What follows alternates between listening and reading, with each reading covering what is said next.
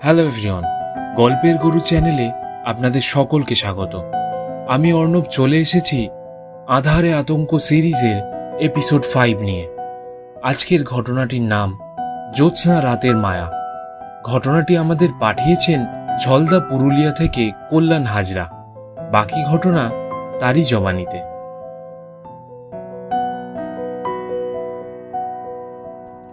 আমি যে সময়ের কথা বলছি তখন জীবনযাত্রার মান এত উন্নত ছিল না। বাচ্চা বাচ্চা ছেলেপুলের হাতে মোবাইল ছিল না, জিনিসপত্রের দাম এত চড়া ছিল না, রাস্তাঘাটে গাড়ি ঘোড়ার এত হাঙ্গামা লেগে থাকতো না। হ্যাঁ, তবে শান্তি ছিল খুব। সকালে উঠে বন্ধুরা মিলে খেলতে যেতাম। এখনকার মতো মোবাইলে যুদ্ধ করতাম না। ক্রিকেট ফুটবল খেলতাম।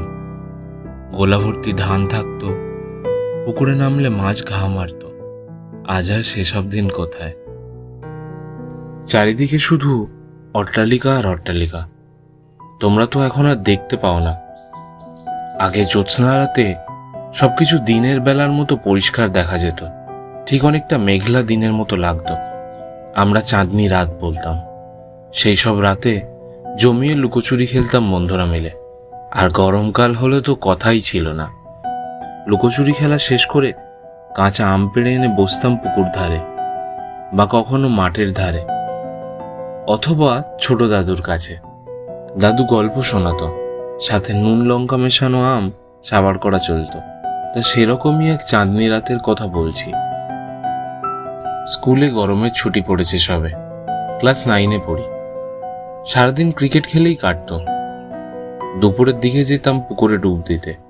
ফেরার পথে আম পেড়ে নিতাম জ্যোতি দাদুর বাগান থেকে। মাঝে মাঝে দাদু তাড়া করতো, কিন্তু পরোয়া করতাম না।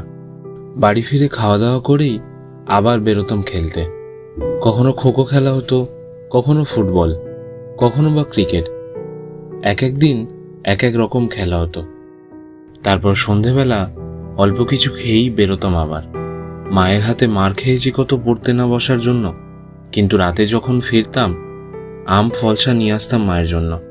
রাগ গলে জল হয়ে যেত। রোজ এই রুটিনের ব্যতিক্রম হতো না। সেদিনটা ছিল পূর্ণিমা, চাঁদনি রাত। আকাশে এক ফোঁটা মেঘ নেই। জ্যোৎস্নার আলোয় উদ্ভাসিত চারিদিক। সন্ধ্যায় বেরিয়েছি লুকোচুরি খেলতে। আমার সাথে আরো 6 জন: তনু, রতন, বিনু, বিল্টু, সুজন আর মাম্পি। মধুদি আর সবিতাদি তখনও আসেনি। সুজন বাড়ি থেকে আচার নিয়ে এসেছিল, সেটাই খাচ্ছিলাম। এমন সময় বিট্টু জানালো যে পাড়ার ক্লাবের দাদারা ফুটবল টুর্নামেন্টে ফাইনালে উঠেছে। আমরাও সবাই হৈ হৈ করে ঠিক করলাম ফাইনাল দেখতে যাব। পাশের গ্রামে টুর্নামেন্ট হচ্ছে। কলকাতার দিকে তো এসব টুর্নামেন্টের চল কম, কিন্তু পাড়া গায়ে এখনও এরকম টুর্নামেন্ট হয়। ঠিক হলো সাইকেলে যাওয়া হবে। আমি আমার সাইকেলে সুজনকে বসিয়ে নিলাম। বাকিরাও সকলে জোড়ায় জোড়ায় রওনা দিল। শুধু রতন একা যাচ্ছিল। কিছু দূর যাওয়ার পর রতনের সাইকেলের চেন পড়ে গেল। আমরা সবাই অপেক্ষা করলাম ওর জন্য। সাইকেল ঠিক হতে আবার যাত্রা শুরু হলো। 2 গ্রামের মাঝে একটা শ্মশান পড়ে। সেখানে একটা বড় অশ্বত্থ গাছ আছে। অনেকে ওই গাছে গলায় দড়ি দিয়ে আত্মহত্যা করেছে। রাতের দিকে লোকজন জায়গাটা এড়িয়েই চলে। বেশ কয়েকজনের অস্বস্তিকর অভিজ্ঞতা হয়েছে এখানে। ঠিক অশ্বত্থ গাছের কাছাকাছি আসতেই রতনের সাইকেলের চেনটা আবার পড়ে গেল। রতন নেমে চেনটা আবার ঠিক করতে লাগলো। তখন ছোট ছিলাম তো, হয়তো একটু ভয়ের কারণেই আমরা দাঁড়ালাম না। বেশ কিছুটা এগিয়ে গিয়ে দাঁড়ালাম। অপেক্ষা করতে লাগলাম রতনের জন্য। প্রায় 15-20 মিনিট কেটে যাওয়ার পরেও যখন রতন এলো না, তখন আমি আর সুজন ঠিক করলাম ওকে খুঁজতে যাব। বাকিরা ওখানেই অপেক্ষা করবে ঠিক হলো। অশ্বত্থতলা এসে দেখলাম শুধু রতনের সাইকেলটা আছে। রতন কোথাও নেই। আমরা রতনের নাম ধরে ডাকাডাকি শুরু করলাম, কিন্তু কোনো সাড়া শব্দ পেলাম না। জ্যোৎস্নার আলোয় চারিদিক ভালোই পরিষ্কার দেখা যাচ্ছে। কোথাও ওকে দেখতেও পেলাম না। দুজনেই এদিক ওদিক ওকে খুঁজছি, কিন্তু বুঝতে পারছি না ও গেল কোথায়। এমন সময় রতনের গলা শুনতে পেলাম। নিচু গলায় ডাকছে সে, এই সুজন, এই শুভ, এদিকে আয়, এদিকে আয় একবার, কি পেয়েছি দেখ। সুজন আর আমি মুখ চাওয়াচাওয়ি করলাম একবার। রতনকে আমরা দেখতে পেলাম না, শুধু ওর কথাগুলো শুনতে পেয়েছি। আবার একবার রতনের ডাক শুনতে পেলাম। যেদিক থেকে ডাক আসছে সেদিকে এগিয়ে গেলাম। শ্মশানের উত্তর দিকে একটা ছোট জঙ্গল মতো এলাকা আছে, তারপর আছে মহেশবাবুর দিঘি। এই দিকগুলোতে লোকজন রাতে আসে না। রতন কেন ওইদিকে গেছে বুঝতে পারলাম না। ওর ডাক শুনে সেদিকেই এগোলাম। বনো গাছপালার জঙ্গল ঠেলে এগোতে লাগলাম। কিছু দূর যেতে রতনের মতোই একজনকে দেখতে পেলাম। সে আবার আমাদের হাতছানি দিয়ে ডাকছে। আমরা দ্রুত তার দিকে এগোতে লাগলাম। লতাপাতার জঙ্গলে হাঁটতে বেশ অসুবিধাই হচ্ছিল। সুজন চিৎকার করে বলল, আরে যাচ্ছিসটা কোথায় সেটা তো বল। আয় না, দেখতেই পাবি। এখানে একটা এত বড় আম গাছ আছে, জানতামই না। সব হেব্বি রং ধরেছে আর সেই রকম মিষ্টি। রতন বলল। আমি একটু অবাক হলাম, এদিকে তো কোনো বড় আম গাছ আছে বলে জানতাম না। তবু এগিয়ে চললাম।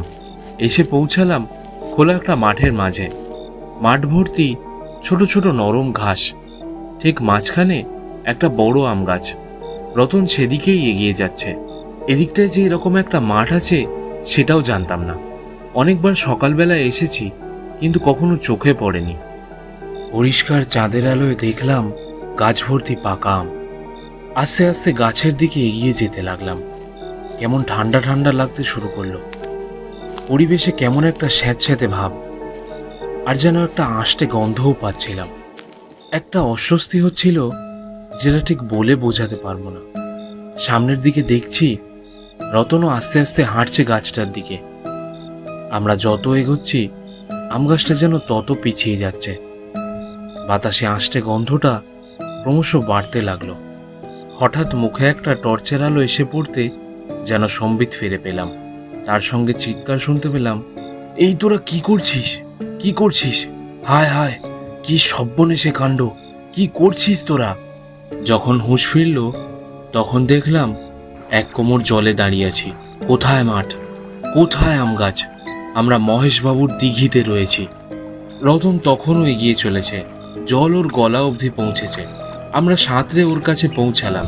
ওকে গিয়ে জাপটে ধরতেই ওরও সম্বিত ফিরল। আমরা তিনজন ডাঙায় ফিরলাম। দিঘির পাহারাদার অখিল কাকাও জলে নেমে এসেছিলেন। আমাদের উঠতে সাহায্য করলেন তিনি। রতনকে কি ঘটেছিল জিজ্ঞেস করাতে ও বলল, আমি সাইকেলের চেনটা তোলার চেষ্টা করছিলাম, কিন্তু বারবার পড়ে যাচ্ছিল। এমন সময় একটা বুড়ি ওই জঙ্গল থেকে বেরোলো। পরনে সাদা শাড়ি, মাথায় সিঁদুর নেই, হাতে শাঁকা পলা নেই, বোধহয় বিধবা। সব চুল পাকা, উস্কো খুস্কো। ওনার হাতে কয়েকটা পাকা আম ছিল। উনি বললেন, ওইদিকে গাছে ওরকম আম অনেক আছে। আমি যদি ওনাকে কয়েকটা আম পেড়ে দিই খুব সুবিধা হবে। আমাকে খুশি মতো নিজের জন্যও পেড়ে নিতে বললেন। তাই তো এলাম এখানে। সুজন বলল, আর তোর ডাক শুনে আমরা এলাম। রতন জানালো যে আমাদের কেউ ডাকেনি, আমরা যে ওকে খুঁজতে এসেছি সেটাই ও জানতো না। আমরা তিনজনেই বিমূঢ় হয়ে বসে রইলাম। এ কেমন মায়ার জাল, এ কি অদ্ভুত জাদুমন্ত্র যে আমাদের ইন্দ্রিয় নিজেদের কবলেই ছিল না। একটু আগের ঘটে যাওয়া ঘটনাটা যে আদতে ভৌতিক না দৈবিক সেটাই বুঝে উঠতে পারলাম না। মহাচ্ছন্ন হয়ে আমরা এগিয়ে যাচ্ছিলাম সাক্ষাৎ মৃত্যুর দিকে। চোখের সামনে থাকা অলীক জগৎ সরে গিয়ে এসে পড়লাম বাস্তবে। অখিল কাকা বললেন, এরকম ঘটনা এখানে প্রথম নয়। এর আগে অনেকেই জলে ডুবে মারা গেছে, আর অসত্য গাছেও এতকাল অবধি অনেকেই গলায় দড়ি দিয়ে আত্মহত্যা করেছে।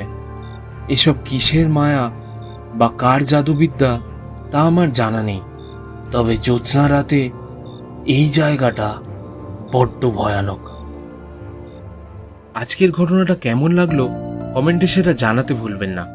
ভিডিওটা ভালো লাগলে একটা লাইক করে দেবেন।